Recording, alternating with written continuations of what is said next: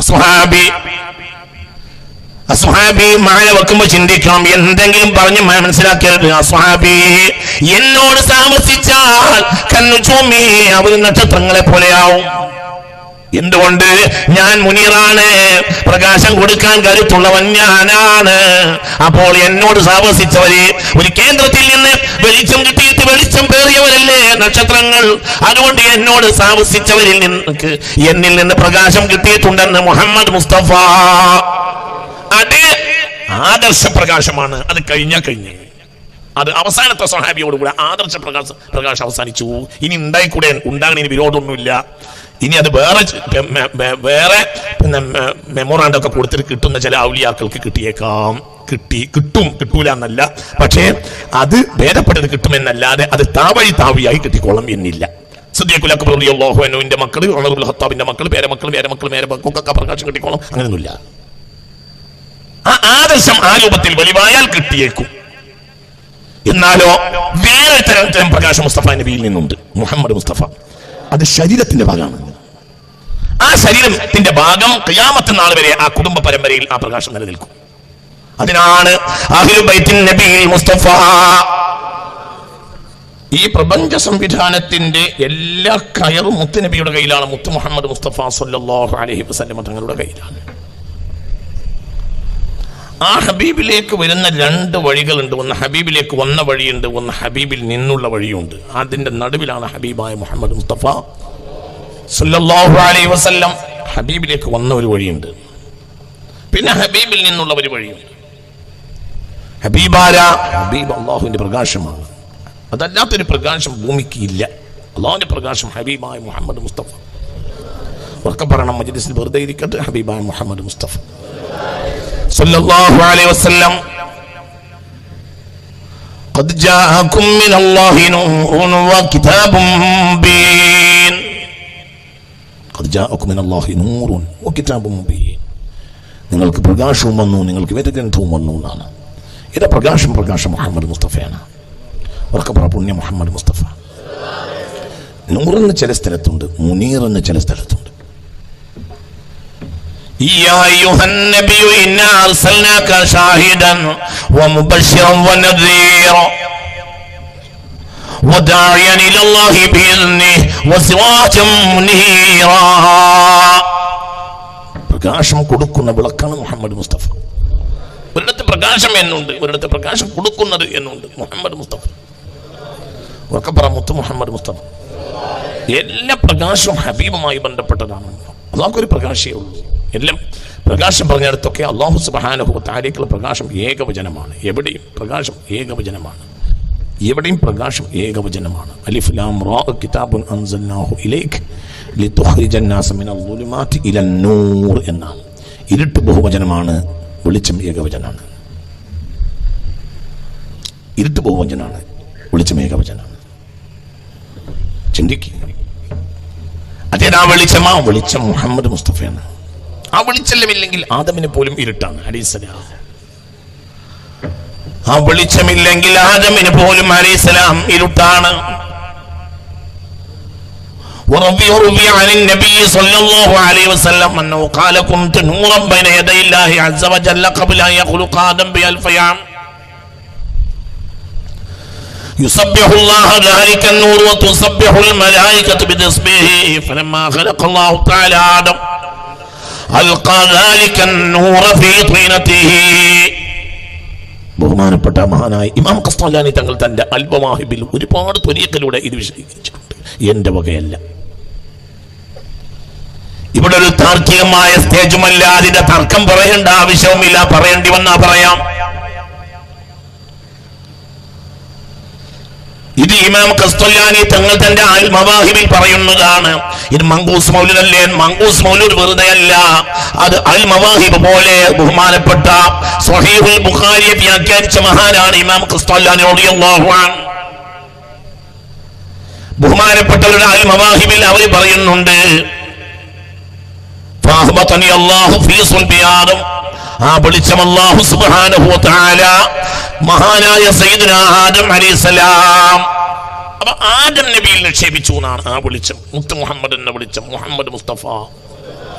ഉറക്കപ്പറ പുണ്യ മുഹമ്മദ് മുസ്തഫ. ആ വെളിച്ചം പിന്നെ അമ്പിയാക്കൾക്കൊക്കെ കിട്ടി. അതാണ് അമ്പിയാൾക്ക് കിട്ടിയ വെളിച്ചം.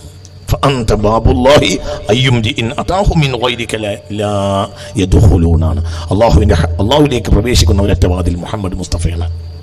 ഉറക്കപ്പറ പുണ്യ മുഹമ്മദ് മുസ്തഫയാണ്. വേറെ ഒരാളും ഇല്ല. അള്ളാഹുവിലേക്കുള്ള വാസിത അമ്പിയാക്ക മധ്യവർത്തി മുഹമ്മദ് മുസ്തഫയാണ്. ഇവിടെ ചിന്തിക്കണം. ഈ വെളിച്ചത്തിന്റെ മഹാവെളിച്ചമാണ് ഈ ലോകത്ത് അള്ളാഹു അധികാരമേൽപ്പിച്ചാൽ ആ വെളിച്ചം മനുഷ്യന് ലഭിക്കാൻ വേണ്ടി അള്ളാഹു എന്ത് ചെയ്തു? ബഹുമാനപ്പെട്ട ആദമിൽ ആ വെളിച്ചം നിക്ഷേപിച്ച് മുത്ത് നബി അബ്ദുള്ള എന്നവരിലൂടെ ആ വെളിച്ചത്തെ പ്രത്യക്ഷപ്പെടുത്തി.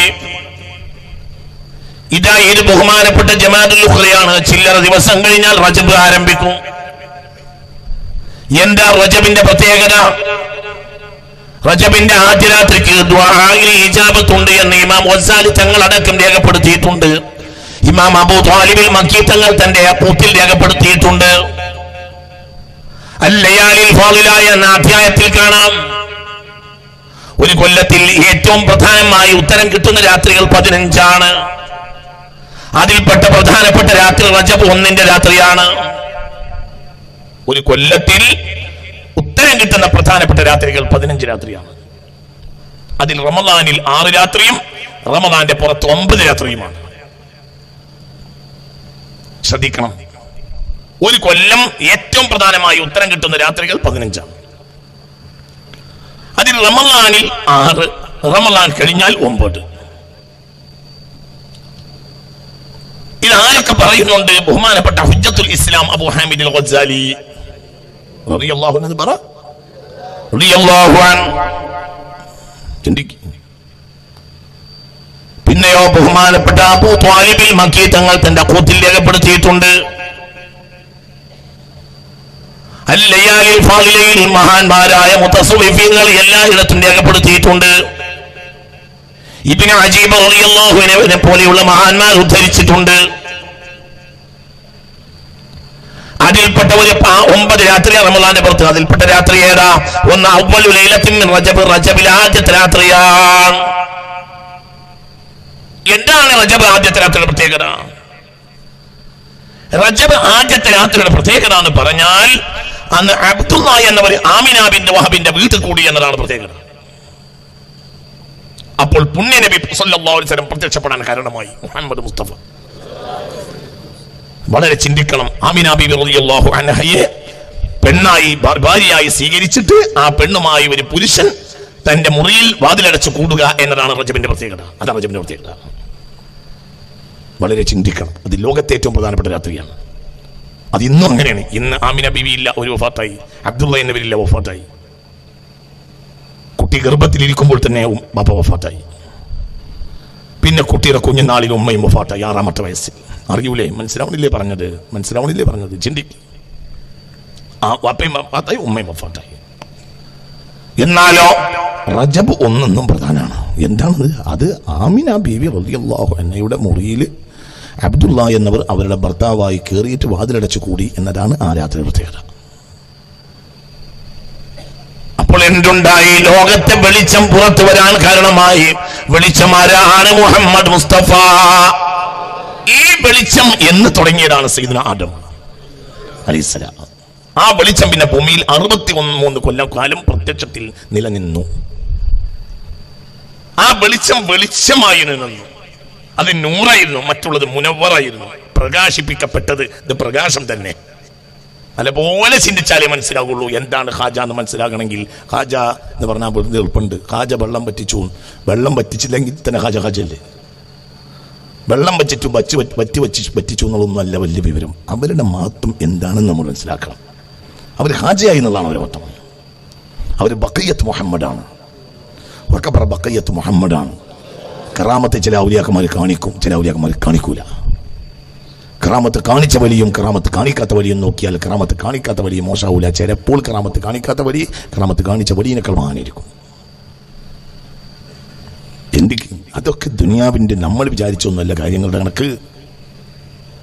എന്താണ് ഈ ഹാജ എന്ന് മനസ്സിലാക്കണമെങ്കിൽ എന്താണ് അവരുടെ സ്റ്റാൻഡ് എന്ന് മനസ്സിലാക്കണം. എന്താണ് റസൂലുള്ളാഹിനെ മനസ്സിലാക്കണമെങ്കിൽ അവരുടെ സ്റ്റാൻഡ് മനസ്സിലാക്കണം. അതിന് ഹബീബിനെ മനസ്സിലാക്കണം. മുഹമ്മദ് മുസ്തഫ മുനവ്വറായി 1,24,000-ൽ 1,23,999 മുനവ്വർ. പിന്നെ 1,24,000-ാമത്തെ നൂറ്. പിന്നെ ഖിയാമത്ത് നാൾ വരെ വീണ്ടും മുനവ്വർ. ഇങ്ങനെ മുനവ്വർ, ഇങ്ങനെ മുനവ്വർ, അതിൻ്റെ ഇടയിൽ നൂറ്. ഇതാണ് മുഹമ്മദ്. ഒന്നും കൂടി ഞാൻ പറഞ്ഞ, നൂറ് എന്നാൽ പ്രകാശം, മുനവ്വർ എന്നാൽ പ്രകാശം നൽകപ്പെട്ടത്. ആദം പ്രകാശം നൽകപ്പെട്ടതാണ്. അലൈഹിസ്സലാം എന്ന് പറയും. അലൈഹിസ്സലാം. നൂഹ് പ്രകാശം നൽകപ്പെട്ടതാണ്. ഇബ്രാഹിം പ്രകാശം നൽകപ്പെട്ടതാണ്. ഷീസ്, ഹൂദ്, സാലിഹ്, ഇസ്ഹാഖ്, ഇസ്മായിൽ അലൈഹിസ്സലാത്തു വസ്സലാം, യാക്കൂബ്, യൂസുഫ്, ഇല്യാസ് അലൈഹിസ്സലാത്തു വസ്സലാം, ദൗദ്, സുലൈമാൻ, സക്കരിയ, യഹ്യ, ദുൽകിഫ്ൽ, ഈസ, ഇതെല്ലാം മുബാറക്, ഇതെല്ലാം മുനവ്വറാണ്, പ്രകാശം നൽകപ്പെട്ടത്. ആരെ പ്രകാശം കൊടുത്തത്? മുനീർ, മുഹമ്മദ്. മുനീർ. إنا أرسلناك شاهدا ومبشرا ونذيرا وداعيا إلى الله بإذنه وسراجا منيرا. അത് ജിബ്രീലാണെങ്കിലും മുനവ്വറാണ്, ജിബ്രീലാണെങ്കിലും മുനവ്വറാണ്. മുനവ്വറും മിൻ നൂരി മുഹമ്മദിൻ. ജിബ്രീൽ ഖുലിഖ മിൻ നൂരി മുഹമ്മദിൻ. സയ്യിദുനാ ജിബ്രീലാണെങ്കിലും ഖുലിഖ മിൻ നൂരി മുഹമ്മദിൻ. അപ്പോൾ ജിബ്രീൽ മുനവ്വറാണ്, നൂറ് മുഹമ്മദാണ്. ചിന്തിക്ക്. فأنت تخترق سبع الطباق به في موكب كنت فيه صاحب العالمين. وأنت تخترق سبع الطباق بهم في موكب كنت فيه صاحب العالمين. مولاي صل وسلم إيمان أبدا على حبيبك خير للخلق كلهم. നല്ലപോലെ ചിന്തിക്കണം. ഔലിയാക്കൾ വലിപ്പത്തരം അവരുടെ ഗ്രാമത്തൊന്നുമല്ല. അവർ വലിയായി എന്നുള്ളതാണ് അവരുടെ ഗ്രാമത്ത്. അവർക്ക് താത്തും മിന്നൂരി മുഹമ്മദാണ്. അവർക്ക് വെറുതെ ഇരിക്കല്. അവരെ പ്രത്യേകത എന്താ? താത്തും മിന്നൂരി മുഹമ്മദാണ്. അവർ മുഴുവൻ മിന്നൂരി മുഹമ്മദാണ്. അതാണ് പ്രത്യേകത. അതാണ് പ്രത്യേകത. പടക്കം പൊട്ടിച്ചാൽ മാത്രമല്ല പടക്കാവുക, പടക്കം പൊട്ടിച്ചിട്ടില്ലെങ്കിലും പടക്കം തന്നെയാണ്. ചിലപ്പോൾ പൊട്ടിച്ചു കഴിഞ്ഞ പടക്കത്തിനേക്കാൾ പൊട്ടിക്കാത്ത പടക്കമാണ് മാത്രം. കാരണം ഞാൻ പൊട്ടിക്കാൻ ബാക്കിയുണ്ട്, മറ്റേ പൊട്ടിച്ചു കഴിഞ്ഞ്. അന്തത്തോടു കൂടി ചിന്തിക്കണം. അന്തം പീടിന്ന് വാങ്ങി കിട്ടില്ല, അത് പടച്ചമ്പരം തരണം. അള്ളാഹു നമുക്ക് തൗഫീഖ് തരട്ടെ. ഔലിയാക്കന്മാരെ മാറ്റം അവരെ ഗ്രാമത്തല്ല, അവർക്ക് മിന്നൂരി മുഹമ്മദാണ്. മുത്ത മുഹമ്മദ് മുസ്തഫ. അഭിഗനവ സൂഫികളായി നമ്മൾ ചിന്തിക്കരുത്. നമ്മൾ വളരെ ഗൗരവമായി ആലോചിക്കണം. അള്ളാഹു നമുക്ക് തൗഫീഖ് തരട്ടെ. വളരെ ചിന്തിക്ക്. ഇവിടെ ഒരു ഹാജിയുമില്ല, ഒരു മൊയ്തീൻ ശൈഖുല്ല, ഒരു റിഫായി ശൈഖുല്ല. ഇവിടെ ഉള്ളത് മുത്ത് മുഹമ്മദ് മുസ്തഫയാണ്, പുണ്യ മുഹമ്മദ് മുസ്തഫയാണ്. ആ റസൂലുള്ളാഹി സ്വല്ലല്ലാഹു അലൈഹി വസല്ലം മുനവ്വർ അല്ല, അത് നൂറാണ്. നൂറുമാണ്, മുനീറുമാണ്. നൂറ് കൊടുക്കാൻ കഴിയുന്ന ആളാണ് ആര്? മുനീർ. നൂറ് നൽകപ്പെട്ട ആൾ മുനവ്വർ. മുഹമ്മദ് മുസ്തഫയോ മുനീർ. ഇനിയുള്ളവർക്ക് പ്രകാശം കൊടുക്കാന്നല്ല, പണ്ടുള്ളവർക്കും പ്രകാശം കൊടുത്തത്. يا أيها النبي إنا أرسلناك شاهدا ومبشرا ونذيرا وداعيا إلى الله بإذنه وسراجا منيرا. ആ പ്രകാശം സയ്യിദുനാ ആദം അലൈഹിസ്സലാത്തു വസ്സലാമിന് ലഭിച്ച് ബഹുമാനപ്പെട്ടവരെ മുനവ്വറായി. എത്ര പേരെ? സയ്യിദുനാ ഈസ വരെ മുനവ്വറാണ് സയ്യിദുനാ ഈസ. അതവിടെ അവസാനിച്ച് പിന്നെ മുത്തുനബി നൂറായി ഉദയം ചെയ്തു. മുത്ത് മുഹമ്മദ് മുസ്തഫ AD 571 ഹബീബായ മുഹമ്മദ് മുസ്തഫ നൂറായി ഉദയം ചെയ്ത് നൂറിട്ട് വെളിവായി. അതുവരെ പ്രകാശം നൽകപ്പെട്ടവരായിരുന്നു, പിന്നെ പ്രകാശം തന്നെ വെളിവായി. ആ പ്രകാശത്തിൽ നിന്ന് രണ്ട് തരം പ്രകാശമുണ്ടായി. ഒന്ന് മാനവിയായ പ്രകാശം, ഒന്ന് ഹിസ്സിയായ പ്രകാശം. അല്ലാഹു തൗഫീഖ് തരട്ടെ. ഉറക്കപ്പറ. ഒന്ന് ആദർശപരമായ പ്രകാശം, രണ്ട് ഭാഗമാകുന്ന പ്രകാശം. ഇങ്ങോട്ട് നോക്കണേ, ചിന്തിക്കണം. അല്ലാഹു തൗഫീഖ് തരട്ടെ. അള്ളാഹുവിന്റെ റസൂലിൽ നിന്ന് 2 തരം പ്രകാശം ഉണ്ടായി. ഒന്ന് ആദർശ പ്രകാശം. ആ ആദർശ പ്രകാശമാണ് അസ്ഹാബ് റസൂലില്ലാഹി. സഹാബികളെ പറ്റി എന്താ പറഞ്ഞത്? അസ്ഹാബി കന്നുജൂം, എന്റെ സ്വഹാബികൾ നക്ഷത്രങ്ങളെ പോലെയാണ്. അബൂബക്കർ നക്ഷത്രമാണെന്നല്ല പറഞ്ഞത്, ഉമർ നക്ഷത്രമാണെന്നല്ല പറഞ്ഞത്, ഉസ്മാൻ നക്ഷത്രമാണെന്നല്ല പറഞ്ഞത്, റളിയല്ലാഹു അൻഹും അലി നക്ഷത്രം, അങ്ങനെയല്ല പറഞ്ഞത്. പിന്നെന്താ പറഞ്ഞു? എന്റെ സ്വഹാബികൾ നക്ഷത്രങ്ങളാണെന്ന് പറഞ്ഞത്. ഓഹോ, എന്റെ സ്വഹാബികൾ നക്ഷത്രങ്ങളാണെന്ന് പറഞ്ഞത്. ചിന്തിക്ക്, എന്റെ സ്വഹാബികൾ നക്ഷത്രങ്ങളാണ് എന്ന് പറഞ്ഞത്. മര്യാദക്കൊരു ചായ കുഞ്ഞമ്മദ് പറഞ്ഞാലേ കുടിക്കാൻ പറ്റുള്ളൂ എന്ന് പറഞ്ഞ്, കുഞ്ഞമ്മദിന്റെ കൈ കൊണ്ടൊരു ചായ പറഞ്ഞാൽ അത് മനുഷ്യന്മാർക്ക് വലിയ ഉഷാറുള്ള ചായവും എന്ന് പറഞ്ഞു. അപ്പൊ ചായപ്പൊടിന്റെ കറാമത്തും അല്ല, വെള്ളത്തിന്റെ കറാമത്തും അല്ല, പഞ്ചസാരന്റെ കറാമത്തും അല്ല, പിന്നെ അതെന്താ? കുഞ്ഞമ്മന്റെ കൂട്ടിന്റെ പ്രത്യേകതയാണ്. ആ സ്വഹാബി അബൂബക്കർ മഹാനെന്നല്ല പറഞ്ഞത്. എന്നാ മഹാനല്ലേ? മഹാനാണ്. നാണോ? അല്ല. അല്ലേ? ആണ്. എങ്ങനെയാണ്? അസ്വഹാബി എന്നോട് സഹവസിച്ചപ്പോ മഹാനായി. അപ്പൊ കാരണം ആരാ? അത് ഞാനാണ്, മുഹമ്മദ് മുസ്തഫ. തല നല്ലോണം ചിന്തിക്കണം, തല കൊടുത്ത് ചിന്തിക്കണം. അസ്വഹാബി അബൂബക്കർ ഉമർ കന്നുജൂം എന്നല്ല, അങ്ങനെ മനോക്കരുത്. അങ്ങനെയല്ല. അള്ളൊന്ന് പറയാൻ നമ്മൾ വേറൊന്ന് മനസ്സിലാക്കുക. അങ്ങനെയാണ് ഇപ്പോഴത്തെ പോക്ക്. അങ്ങനെയല്ല. അസ്വഹാബി എന്നോട് സഹവസിച്ചു കഴിഞ്ഞാൽ അവർ കന്നുജൂം, പ്രകാശങ്ങളെ പോലെയാണ്, നക്ഷത്രങ്ങളെ പോലെയാണ്. അവർക്ക് പ്രകാശം കിട്ടും. അള്ളാഹു തൗഫീഖ് തരട്ടെ. എന്തുകൊണ്ട് കിട്ടി? അവരെന്നോട് സഹവസിച്ചു. അതന്നെ, എന്നോട് സഹവസിച്ചു, എന്നോട് സഹവസിച്ചു. ചിന്തിക്ക്, അതെന്നോട് സഹവസിച്ചു. ചിന്തിക്കാം, എന്നോട് സഹവസിച്ചു. കരിയന്തോട് ഒരു പറ വിത്തിട്ടാൽ 100 പറ കൊയ്യും എന്ന് പറഞ്ഞാൽ അത് വിത്തിന്റെ ക്രാമത്തല്ല, അത് കരിയന്തോടിലെ മണ്ണിന്റെ ക്രാമത്തായിരിക്കും. മണ്ണിനാണ് പ്രത്യേകത. ഇതേ വിത്തന്നെ മൂത്തെടുത്ത് കൊണ്ടിട്ടാൽ വേണമെങ്കിൽ 10 പറ തികയാതിരിക്കുകയും ചെയ്യും. വിത്ത് തന്നെയല്ലേ? വിത്ത് മിൻഹായത്തുൻ വിത്തുൻ, വിത്ത് തന്നെയാണ്. പിന്നെ അതെന്താണ്? അത് സഹവസിച്ച മണ്ണിന്റെ പ്രത്യേകതയാണ്.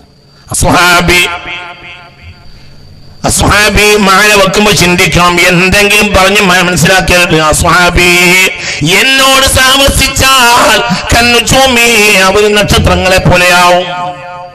എന്തുകൊണ്ട്? ഞാൻ മുനീറാണ്, പ്രകാശം കൊടുക്കാൻ കരുത്തുള്ളവൻ ഞാനാണ്. അപ്പോൾ എന്നോട് താമസിച്ചവര് ഒരു കേന്ദ്രത്തിൽ നിന്ന് വെളിച്ചം കിട്ടിയിട്ട് വെളിച്ചം പേറിയവരല്ലേ നക്ഷത്രങ്ങൾ.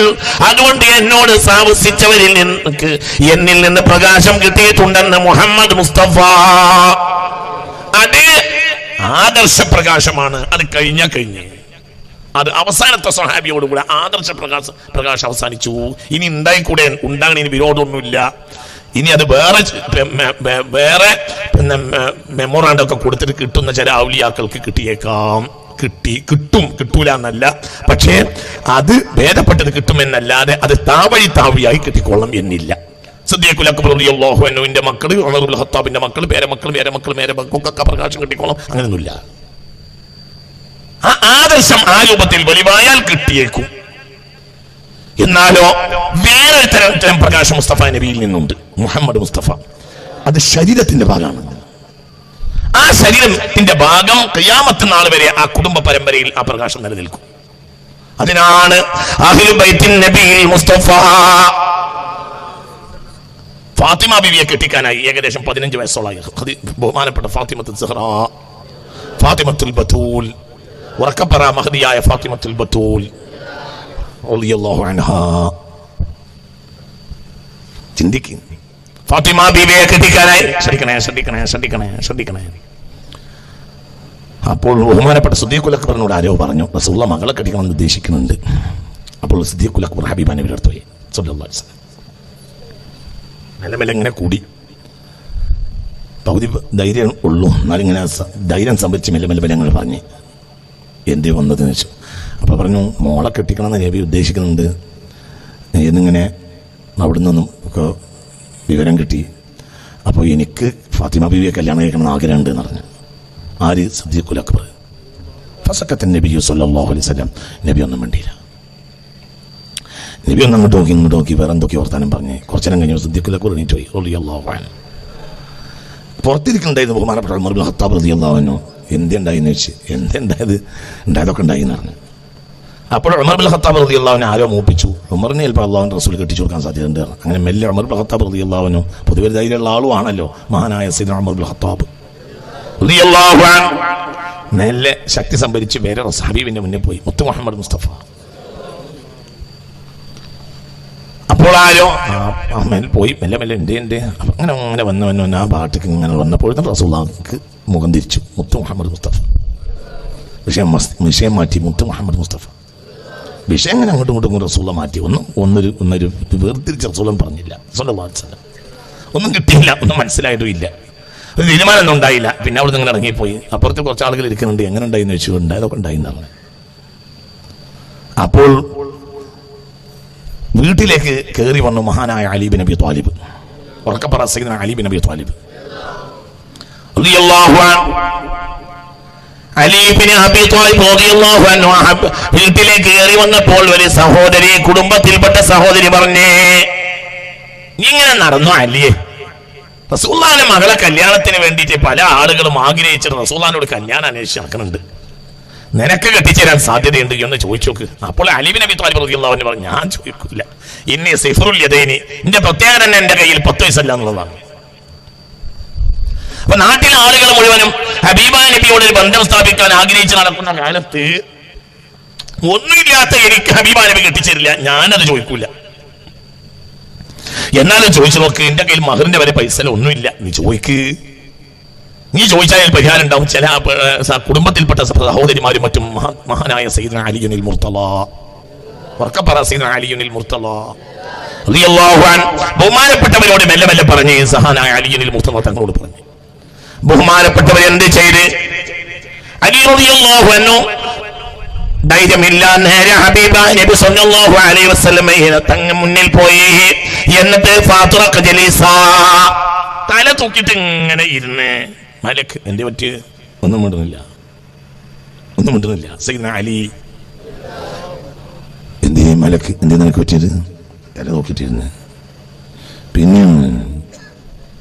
പിന്നെയും അവസാനം പറഞ്ഞു, എന്തെന്ന് വെച്ച് ഫാത്തിമ എന്ന് പറഞ്ഞു തുടങ്ങിയിട്ടുള്ളൂ. അപ്പോൾ ഹബീബ റസൂലുള്ളാഹി പറഞ്ഞു, അതാനി ജിബ്രീൽ അനീഫ, ഇപ്പൊ ജിബ്രീലിന്റെ അടുത്ത് വന്നിരുന്നു, നിങ്ങൾക്ക് അള്ളാന്റെ കൽപ്പന ഉണ്ട്, നിങ്ങൾക്ക് കെട്ടിച്ചേരാൻ, ഞാൻ കാത്തിരിക്കണം. അല്ലക്ക മിൻ ഷൈഇൻ, എൻ്റെ കയ്യിൽ വല്ലതും ഉണ്ടോന്ന് വെച്ച്, വല്ല മഹർ വാങ്ങാൻ വല്ലതും ഉണ്ടോ? അലി ബിൻ അബി ത്വാലിബിനോട് ഉറക്കപ്പറ സയ്യിദുനാ അലി റളിയല്ലാഹു അൻഹുവിനോട് ഹബീബായ നബി ചോദിച്ചു. അപ്പോൾ പറഞ്ഞ, മഹറിന്റെ പണമൊന്നും എന്റെ കയ്യിലില്ല.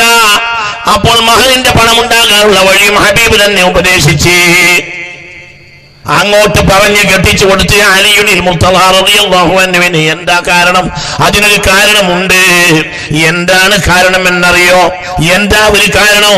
ഒരു പുരപ്പിലാണ് മഹദിയായ ഫാത്തിമ ബിൻത് അസദ് റളിയല്ലാഹു അൻഹയുടെ കുഞ്ഞുമോനാണ് അലിയുൽ മുർത്തള. ഒരേ പുരപ്പിലാണ് ഹബീബായ നബിയെയും ഈ കുഞ്ഞുമോനെയും ഒരേ പുരപ്പിലാണ് ഒരു കാലഘട്ടത്തിൽ കൂട്ടിയിരുന്നത്. മഹദിയായ ഫാത്തിമ ബിൻത് അസദ് റളിയല്ലാഹു അൻഹ ഹബീബായ നബി സല്ലല്ലാഹു അലൈഹി വസല്ലമ തങ്ങളെ പോറ്റി വളർത്തിയ പോറ്റുമ്മയാണ് ഫാത്തിമ ബിൻത് അസദ് റളിയല്ലാഹു അൻഹ. അവരുടെ കുഞ്ഞുമോനാണ്, മുത്താപ്പാടെ മോനാണ് ബഹുമാനപ്പെട്ട ഹബീബായ നബി സല്ലല്ലാഹു അലൈഹി വസല്ലമ തങ്ങൾക്ക് അല്ലാഹു നിശ്ചയിച്ച മാപ്പയായ സയ്യിദുനാ ഇബ്രാഹിം അലൈഹിസ്സലാത്തു വസ്സലാം പരിശുദ്ധമായ ലോകത്തിന്റെ നെറുകയിൽ ഉണ്ടാക്കിയ കഅബാലയത്തിൽ പ്രസവിച്ച കുഞ്ഞാണ് സയ്യിദുനാ അലിയുൽ മുർത്തള. വർക്കപ്പല അലിയുൽ മുർത്തള എവിടെയാ പ്രസവിച്ചത്? കഅബാലയത്തിന്റെ ഉള്ളിൽ. ആരെ? അലിയുൽ മുർത്തള. അലിയുൽ മുർത്തള വഅൻത അഖീ ഫി ദുനിയ വൽ ആഖിറ, ദുനിയാവിലും ആഖിറത്തിലും എന്റെ സഹോദരൻ നീയാണെന്ന് മുഹമ്മദ് മുസ്തഫ. അപ്പോൾ ഞാൻ തന്നെ അൻത മിന്നി ബിമൻസിലതി ഹാറൂന മിൻ മൂസ വലാ നബിയ ബഅദി. മൂസാ നബിക്ക് ഹാറൂൻ നബി എപ്രകാരമാണോ എനിക്ക് നീ അപ്രകാരമാണെന്ന് അലിയാരോട് മുഹമ്മദ് മുസ്തഫ. അപ്പോൾ നിങ്ങൾ ചിന്തിക്കുക, ആ പ്രകാശം പിന്നെ മഹദിയായ ഫാത്തിമ ബീവിയിലൂടെ വന്ന ആ പ്രകാശം ഇത്രയേറെ അള്ളാഹുവിന്റെ ഹബീബിനോട് രക്തബന്ധമുള്ള ആളാണ് മഹാനായ അലിയുൽ മുർത്തള. വർക്കപ്പറ സയ്യിദുനാ അലിയുൽ മുർത്തള. അതുവഴി അള്ളാഹു തആല നിക്ഷേപിച്ചു. നിങ്ങൾ വളരെ ചിന്തിക്കണം. മുഅ്മിനീങ്ങളെ ആ ഭാഗം എന്ന് പറഞ്ഞാൽ നിങ്ങൾ ചിന്തിക്കണം. ആ ഫാത്തിമ ബീബി റളിയല്ലാഹു അൻഹയിലെ അല്ലാഹുവിന്റെ ഹബീബ് അല്ലാഹു നിക്ഷേപിച്ചിട്ടുള്ള ആ പ്രകാശമുണ്ടല്ലോ, ആ പ്രകാശം പിന്നെ ഖിയാമത്ത് നാൾ വരെ ഭൂമിയിൽ നിലനിൽക്കുകയാണ്. അതൊരിക്കലും അവസാനിക്കില്ല. അത് മഹ്ദി ഇമാം വരെ നിലനിൽക്കും. അല്ലാഹു തൗഫീഖ് തരട്ടെ. ആ പ്രകാശം കേവലം ആദർശ പ്രകാശമാണെങ്കിലും കേവലം ആദർശ പ്രകാശം മാത്രമല്ല, അതിന് രണ്ട് തരം ആദർശമുണ്ട്. ഒന്ന് റൂഹിയായ കരുത്തും ഒന്ന് ജസദിയായ കരുത്തുമുണ്ട്. റൂഹിയായ കരുത്തുണ്ട്, ഒരാപത്തും അല്ലാഹു തആല എല്ലാ തെറ്റിൽ നിന്നും അവരെ സംരക്ഷിച്ചു. പിന്നെയോ ശരീരമാകട്ടെ മുത്ത് മുഹമ്മദ് മുസ്തഫ സല്ലല്ലാഹു അലൈഹി വസല്ലമയുടെ ശരീരത്തിന്റെ ഭാഗവുമാണത്. ഈ നിലക്ക് അല്ലാഹു സുബ്ഹാനഹു വ തആല ലോകത്തിന് കനിഞ്ഞ് ആദരിച്ച കുറച്ച് ആളുകൾ ഉണ്ട്. അതാണ് അഹ്ലു ബൈത്തിൻ നബിയിൽ മുസ്തഫ സല്ലല്ലാഹു അലൈഹി വസല്ലം. നിങ്ങൾ ചിന്തിക്കുക, അവരാണ് ഖിയാമത്ത് നാൾ വരെ ഇവിടെ സത്യത നിലനിർത്തുക. അവരെ കൂട്ടത്തിൽ നിന്നാണ് ലോകത്തെ ഏറ്റവും കൂടുതൽ ഖുത്ബീങ്ങൾ വന്നത്, ഔസിയങ്ങൾ വന്നത്, മഹാന്മാരായ ഔലിയാക്കന്മാർ വന്നിട്ടുള്ളത്. അവരാണ് ഈ ദീനിന്റെ ശക്തിയും. അതിന് ഓരോ കാലഘട്ടത്തിൽ മഹാന്മാർ വരും. നിങ്ങൾ ചിന്തിക്കുക, ബഹുമാനപ്പെട്ട ഹുസൈൻ റളിയല്ലാഹു അൻഹുവിന്റെ പൊന്നുമോനാണ് അലി സൈനുൽ ആബിദീൻ. നിങ്ങൾ ചിന്തിക്കുക, അലി സൈനുൽ ആബിദീൻ പേര് അലി എന്നാണ്. സൈനുൽ ആബിദീൻ നാട്ടുകാർ കൊടുത്ത പേരാണ് സൈനുൽ ആബിദീൻ. എന്താ കാരണം? ഒരു ദിവസം 1000 സുജൂദ് ചെയ്യുമായിരുന്നു അലി സൈനുൽ ആബിദീൻ റളിയല്ലാഹു അൻഹു. അതായത് ഹുസൈൻ റളിയല്ലാഹു അൻഹുവിന്റെ മകനായ കർബലയിൽ ഷഹീദായ മഹാനായ സയ്യിദന ഹുസൈൻ ഷഹീദ് ബി കർബല, മഹാനായ ഹുസൈൻ റളിയല്ലാഹു അൻഹു വെറുതെ ഇരിക്കല്ല. സയ്യിദന ഹുസൈൻ റളിയല്ലാഹു അൻഹു കർബലയിൽ മരിച്ചുപോയ സയ്യിദന ഹുസൈൻ റളിയല്ലാഹു അൻഹുവിന്റെ മോനാണ് ആര്? അലി. അതായത് ബാപ്പയുടെ പേര് മകനും ഇട്ടു. ഹുസൈൻ റളിയല്ലാഹുവിന്റെ മകൻ ബാപ്പയാണ് അലി റളിയല്ലാഹു അൻഹു. ആദ്യത്തെ മകനും ആ പേരിട്ടു. അപ്പോൾ അലി ഇബ്ൻ ഹുസൈൻ ഇബ്ൻ അലി ഇബ്ൻ അബി ത്വാലിബ്. അതായത് ഹുസൈൻ റളിയല്ലാഹു അൻഹുവിന്റെ മകനായ അലി. ഈ കുട്ടിയെയും കൊല്ലണമെന്ന് യസീദിന്റെ പട്ടാളത്തിന് ഉണ്ടായിരുന്നു. പക്ഷേ ഈറ്റപ്പുലി പോലെ മഹദിയായ സൈനബ് ബീവി റളിയല്ലാഹു അൻഹ, ഫാത്തിമ ബീവിയുടെ മകളായ സൈനബ് ബീവി ഉറക്കപ്പറ റളിയല്ലാഹു അൻഹ, ഫാത്തിമ ബീവിക്ക് 5 മക്കളാണ്. ഒന്ന് ഹസൻ, ഒന്ന് ഹുസൈൻ, ഒന്ന് മുഹ്സിൻ, ഒന്ന് ഉമ്മു കുൽസൂം, ഒന്ന് മഹദിയായ സൈനബ് റളിയല്ലാഹു അൻഹ. ഈ 5 മക്കളാണ് ഫാത്തിമ ബീവിയുടെ മക്കൾ റളിയല്ലാഹു അൻഹ. അല്ലാഹുവിന്റെ ദറജ ഏറ്റി കൊടുക്കട്ടെ, മനസ്സ് തുറക്കുക, അല്ലാഹുവിന്റെ ദറജ ഏറ്റി കൊടുക്കട്ടെ. അതിൽ 5ാമത്തെ കുട്ടിയാണ് ആര്? മഹദിയായ സൈനബ് റളിയല്ലാഹു അൻഹ.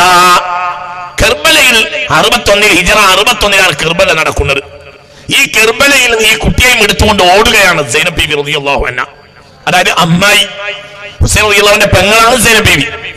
ഈ കുട്ടിയെ എടുത്ത് ഓടുന്ന നേരത്ത് പട്ടാളം വന്നിട്ട് ഈ കുട്ടിയെ കൊല്ലാൻ വേണ്ടി കൊല്ലാൻ പിടിച്ചതാണ്.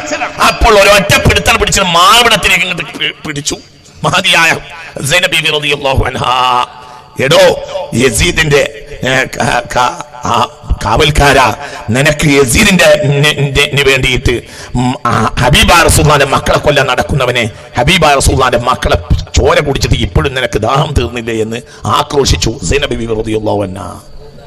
മാർവിടത്തിലേക്ക് ഇങ്ങോട്ട് ചേറ്റി നിർത്തി. ഈ കുട്ടിയെ കൊല്ലണമെന്ന് യസീദിന്റെ പട്ടാളത്തിൽ ഉണ്ടായിരുന്നു. പക്ഷെ ഒരു പെണ്ണിനെ കൊല്ലാന്ന് എന്ന് പറഞ്ഞാൽ വളരെ മോശമാണല്ലോ. അതുകൊണ്ട് സൈനബ് ബീവിയെ കൊല്ലാൻ പറ്റൂല. സൈനബ് ബീവി ഇങ്ങനെ പിടിച്ച്, പെണ്ണിനെ കൊല്ലുന്ന ഒരു വലിയ മോശമാണ്. അതുകൊണ്ട് മാർവിടത്ത് നിന്ന് ഈ കുട്ടിയെ കിട്ടിയില്ല. ആ കുട്ടിയെയും കൊണ്ട് പിന്നെ മദീനയിലേക്ക് ഓടി ആര്? മഹദിയായ സൈനബ് ബീവി റളിയല്ലാഹു അൻഹ. മദീനയിലും യസീദിന്റെ പട്ടാളം നിൽക്കാൻ സമ്മതിച്ചില്ല. അങ്ങനെ മിസ്റിലേക്ക് പോയി. ആ കുട്ടിയെ പോറ്റി വളർത്തി ആര്? സൈനബ് ബീവി. ഈ കുട്ടിയെ നിങ്ങൾ ചിന്തിക്കണം, ഇതാണ് അഹ്ലു ബൈത്തിന്റെ മറ്റൊരു കണ്ണി. ആ മകൻ വഴിയാണ് പിന്നെ ഔസുൽ വരുന്നത്. ആ മകൻ വഴിയാണ് ബഹുമാനപ്പെട്ട ഖാജ വരുന്നത്. ലോകത്തുള്ള എല്ലാ ഏകദേശ മഹത്തുക്കളെല്ലാം ഈ മഹാൻ വഴിയാണ്. ഇവരെ അസിൽ പേരെന്താ? അലി. പക്ഷെ ഇവർക്ക് പിന്നീട് സൈനുൽ ആബിദീൻ എന്ന പേര് കിട്ടി. എന്ത്? ഒരു ദിവസം 1000 സുജൂദ് ചെയ്യും. നാട്ടുകാരെ പ്രശ്നങ്ങളിലെല്ലാം ഇടപെടും. പകൽ ഒരു ഹത്തം തീർക്കും, രാത്രി ഒരു ഹത്തം തീർക്കും. അത് അവരൊക്കെ അങ്ങനെയാ. ഹാജിയും അങ്ങനെയാ. ഇത് കേട്ടോളൂ, ഖാജ പകലൊരു ഹത്തം തീർക്കും, രാത്രി ഒരു ഹത്തം തീർക്കും. ഖാജ മുഈനുദ്ദീൻ റളിയല്ലാഹു അൻഹു ഇവരൊക്കെ അങ്ങനെയാ. ഒരു ദിവസം 1000 സുജൂദ് ചെയ്യും മഹാനായ അലി സൈനുൽ ആബിദീൻ. അല്ലാഹുവിന്റെ ദറജ ഏറ്റി കൊടുക്കട്ടെ. ചിന്തിക്കണം. ആ പഴി ഇങ്ങനെ തുടർന്ന് വന്ന് ബഹുമാനപ്പെട്ട സൈനുൽ ആബിദീനിലൂടെ, ബഹുമാനപ്പെട്ട ജാഫർ സ്വാദിഖിലൂടെ റളിയല്ലാഹു അൻഹു എന്ന് പറയാ, റളിയല്ലാഹു അൻഹു എന്ന് പറയാ. നിങ്ങൾ ചിന്തിക്കണം, ഹിശാം ഇബ്നു അബ്ദുൽ മലിക് കഅബ തവാഫ് ചെയ്യാൻ വരുമ്പോൾ രാജാവിനെ തവാഫ് ചെയ്യാൻ പട്ടാളക്കാർ സൗകര്യം ഏർപ്പെടുത്തി. കഷ്ടപ്പെട്ടാണ് രാജാവ് തവാഫ് ചെയ്തത്. എന്തുകൊണ്ട്? രാജാവിനെ പരിഗണിക്കാതെ ആളുകൾ തവാഫ് ചെയ്തുകൊണ്ടേയിരിക്കുകയാണ്. ആ നേരത്തെ മത്താഫിലേക്ക് അലി സൈനുൽ ആബിദീൻ വന്നു. അലി സൈനുൽ ആബിദീൻ റളിയല്ലാഹു അൻഹു മത്താഫിലേക്ക് വന്നതോടുകൂടെ ജനങ്ങളോട് മാറി, ജനങ്ങൾ സൗകര്യം ചെയ്തു കൊടുത്തു. അപ്പോൾ ഹിശാം ഇബ്നു അബ്ദുൽ മലിക് എന്ന രാജാവ് അത്ഭുതപ്പെട്ടു പോയി. പട്ടാളം കിണഞ്ഞ് ശ്രമിച്ചിട്ടും എനിക്ക് സൗകര്യം, തവാഫിനുള്ള സൗകര്യം വളരെ പരിമിതപ്പെട്ടു. എന്നാൽ ഒരാൾ വന്നപ്പോൾ ജനങ്ങൾ ഒന്നിച്ചിന് മാറി കൊടുത്തു. ആരാണ് ഇയാള്? ഉടനെ നിമിഷകവിയായ ഫറസ്ദഖ് അവിടെ ഉണ്ടായിരുന്നു. ഫറസ്ദഖ് പാട്ട് പാടി, ഹദബിനു ഖൈരി ഇബാദില്ലാഹി കുല്ലിഹിം ഹദത്തഖിയുൻ നഖി യുതാഹിറുൽ അലമു. മഹാനായ അലി സൈനുൽ ആബിദീനാണ് വരിക. അവരിൽ നിന്ന് ബഹുമാനപ്പെട്ട ജാഫർ സാദിഖിലേക്ക് വന്നു. അവരിൽ നിന്ന് പരമ്പര പിന്നെയും വികസിച്ചു. ഹബീബായ റസൂലുള്ളാഹിയുടെ പ്രകാശം മുത്ത് മുഹമ്മദ് മുസ്തഫ. ഓരോ നൂറ്റാണ്ടിലും പ്രകാശമുണ്ടായി. ആ പ്രകാശങ്ങൾ ഭൂമിയിൽ വലിയ പ്രകാശം പരത്തി. 2-ാം നൂറ്റാണ്ടിലുണ്ടായി, 3-ാം നൂറ്റാണ്ടിലുണ്ടായി. ബഹുമാനപ്പെട്ട മൂസൽ കാളിം, മഹാനായ മൂസൽ കാളിം റളിയല്ലാഹു അൻഹു എന്ന് പറയും മനുഷ്യന്മാരെ. ശത്രുക്കൾ കൊലപ്പെടുത്തിയിട്ട് എന്ത് ചെയ്ത്? ശത്രുക്കൾ കൊലപ്പെടുത്തി മഹാനായ സയ്യിദുനാ മൂസൽ കാളിം റളിയല്ലാഹു അൻഹു ശത്രുക്കൾ കൊലപ്പെടുത്തിയിട്ട് ഇറാഖിലെ ഒരു പാലത്തിന്റെ അടിയിൽ കൊണ്ടുപോയി വെച്ച്, ബഹുമാനപ്പെട്ട മൂസൽ കാളിമിനെ നേരം വെളുത്ത് നോക്കുമ്പോ ഒരു നാട് മുഴുവനും മനോഹരമായ കസ്തൂരി വാസനിക്കുക. ഒരു നാട് മുഴുവനും. ഇവിടുന്ന് ആള് കസ്തൂരി വരുന്നത് എന്ന് മനസ്സിലാവുന്നില്ല. അവസാന കസ്തൂരിയുടെ ഉടമനം തേടി ആയിരക്കണക്കായ ആളുകളോട് ചെന്ന് നോക്കുമ്പോ എന്താ വിഷയം? പാലത്തിന്റെ അടിയിലാണ് മയ്യിത്ത്. ആരുടെ? മഹാനായ ഹബീബായ റസൂലുള്ളാഹിയുടെ പേരക്കുട്ടിയായ, അതായത് ബഹുമാനപ്പെട്ട ഖാജയുടെയും ഗൗസുൽ ആലമിന്റെയും എല്ലാം വല്ലിപ്പയാണ് ആര്? ബഹുമാനപ്പെട്ട മൂസൽ കാളിം. അല്ലാഹു ദർജ കൊടുക്കട്ടെ.